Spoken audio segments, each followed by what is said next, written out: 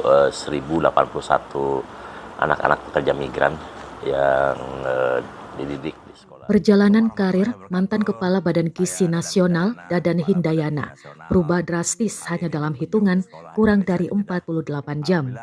Setelah tiba di Indonesia usai menunaikan ibadah haji pada Senin 1 Juni 2026, Dadan masih terlihat mendampingi Presiden Prabowo Subianto dalam kunjungan kerja ke Satuan Pelayanan Pemenuhan Gizi di Palmera, Jakarta sehari kemudian.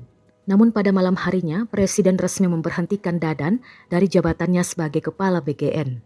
Situasi semakin berkembang ketika Kejaksaan Agung menggeledah kantor BGN di Kebon Siri, Jakarta Pusat pada Rabu 3 Juni 2026.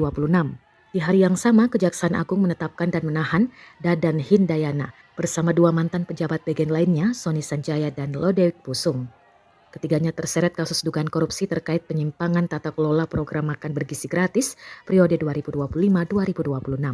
Kasus ini menjadi sorotan publik karena terjadi hanya beberapa hari setelah Dadan kembali dari Tanah Suci dan masih aktif mendampingi agenda kenegaraan. Pak, jangan dihalangin, Pak. Jangan dihalangin mukanya. Jangan dihalangin mukanya.